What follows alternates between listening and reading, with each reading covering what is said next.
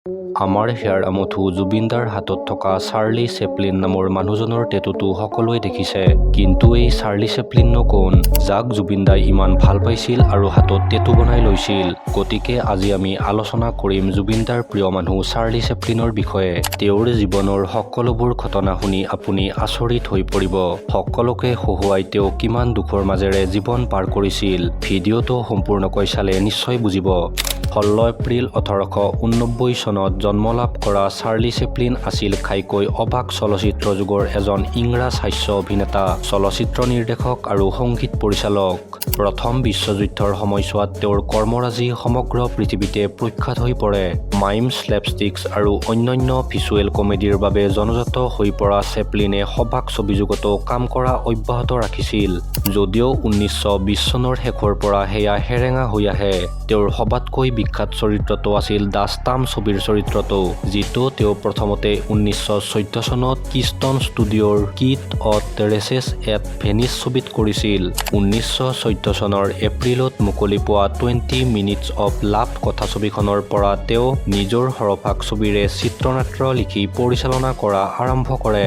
1916 চনৰ পৰা তেওঁ ছবিবোৰ প্ৰযোজনা কৰিবলৈও ধৰে আৰু 1918 চনৰ পৰা নিজে সংগীত পৰিচালনাও কৰা আৰম্ভ কৰে। মেৰী পিকফৰ্ড, ডগলাছ ফেয়াৰবেক্স আৰু ডি গ্ৰিফিথৰ লগ লাগি তেওঁ 1919 চনত ইউনাইটেড আৰ্টিষ্টত প্ৰতিষ্ঠা কৰে। চাৰ্লি চেপলিন অবাক চলচ্চিত্ৰ যুগৰ এজন লেখত ল'বলগীয়া সৃষ্টিশীল আৰু প্ৰভাৱশালী ব্যক্তি আছিল। তেওঁৰ পূৰ্বসূৰী ফ্ৰান্সৰ হাস্য অভিনেতা মেক্স লিণ্ডাৰে তেওঁক বাৰুকৈ প্ৰভাৱিত কৰিছিল, যাক তেওঁ নিজৰ এখন ছবিও উচৰ্গা কৰিছিল। ইংলেণ্ডৰ ভিক্টোৰিয়া যুগৰ মঞ্চ আৰু সংগীত ঘৰৰ শিশু গায়ক অভিনেতা হিচাপে প্ৰদৰ্শন কৰাৰে পৰা মনোৰঞ্জনৰ জগতত তেওঁ মৃত্যু পৰ্যন্ত প্ৰায় 75 বছৰ কাল কটাইছিল। তেওঁৰ সামাজিক আৰু ব্যক্তিগত জীৱনো বিতৰ্কৰ ঊৰ্ধত নাছিল। বাওঁপন্থী মনোভাৱৰ বাবে মেককাৰ্থী যুগত 1950 চনৰ প্ৰথম ভাগৰে পৰা তেওঁ পুনৰ ইউৰোপত বসবাস কৰিবলৈ লয়। 1919 চনত আমেৰিকাৰ চলচ্চিত্ৰ প্ৰতিষ্ঠানে চাৰ্লি চেপলিনক সৰ্বকালৰ দশম শ্ৰেষ্ঠ চলচ্চিত্ৰ অভিনেতা হিচাপে অভিহিত কৰে।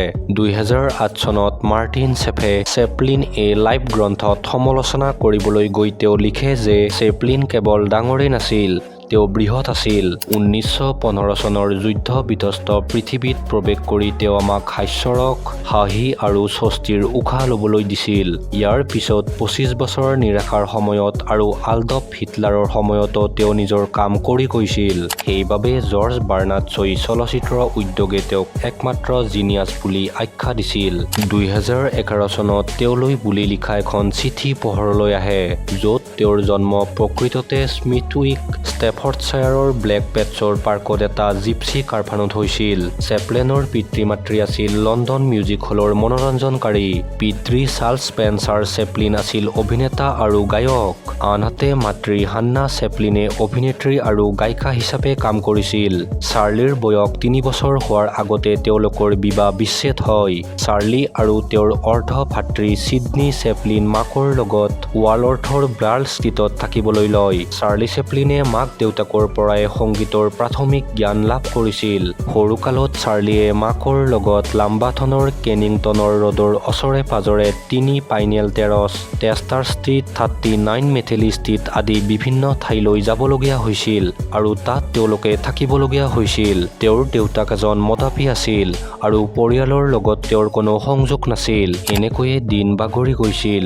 কিন্তু হঠাৎ চাৰ্লিৰ মাক মানসিক ৰোগত আক্ৰান্ত হয়। তেতিয়া মাকৰ লগত চাৰ্লি আৰু ছিডনীয়ে 287 কেনিংটনৰ ৰোডত কিছুদিন কটাইছিল। চাৰ্লিৰ বয়স 12 হওঁতে 1901 চনত দেউতাকৰ চিৰচিত ৰোগত মৃত্যু হয়। তাৰ পিছত শ্বাসনলীৰ ৰোগে তেওঁৰ মাকৰ গায়িকা জীৱনৰ অন্ত পেলায়। কেনহিল মানসিক চিকিৎসালয়ত তেওঁক পুনৰবাৰ ভৰ্তি কৰিবলগীয়া হয়। তাৰ পিছত পুতেকে অকলশৰীয়া হৈ পৰে আৰু কিছুদিন পিছত চাৰ্লিয়ে দুখীয়াৰ বাবে হানৱেলত থকা চেণ্ট্ৰেল লণ্ডন ডিষ্ট্ৰিক্ট স্কুলত নাম লগায়। 1903 2003 চনত চাৰ্লিয়ে শাৰ্লক হোম চলচ্চিত্ৰত বিলি নামৰ সৰু চৰিত্ৰ এটা কৰিবলৈ সুযোগ পায়। চেইনবাৰীৰ পৰাই চাৰ্লি চেপলিনে অভিনয়ৰ খুঁটিনাটিবোৰ শিকে। 1905 চনত জিলেট মেৰিডৰৰ লগত ইংলেণ্ডত তেওঁৰ নতুন নাটক লেৰিছ মঞ্চস্থ কৰে। 1913 চনৰ শেষৰ ফালে মেক্সেনেট, মেবেল নৰমান, মিন্টা ডাৰ্ফি আৰু ৰচকো আৰবাকলে চাৰ্লিৰ অভিনয় প্ৰত্যক্ষ কৰে। চেনেটে তেওঁক কিষ্টন ষ্টুডিঅ'লৈ ফৰষ্টাৰ্লিঙৰ সলনি অভিনয় কৰিবলৈ মাতে। ছবিৰ অভিনয়ৰ প্ৰয়োজনীয়তা অনুসৰি অভিনয় কৰাত চাৰ্লি যথেষ্ট অসুবিধাৰ সন্মুখীন হৈছিল। মেকিং এ লিভিং ছবিত চাৰ্লিৰ অভিনয় দেখি চেনেটে এটা ডাঙৰ ভুল কৰা বুলি অনুভৱ কৰিলে। কিন্তু নৰমাণ্ডৰ কথামতে তেওঁক চাৰ্লি চেপলিনক আন এটা সুযোগ দিবলৈ মান্তি হয়। চেপলিনে অনুভৱ কৰিলে যে তেওঁ অতি সোনকালে তেওঁক কামৰ পৰা বাদ দিয়া হ'ব।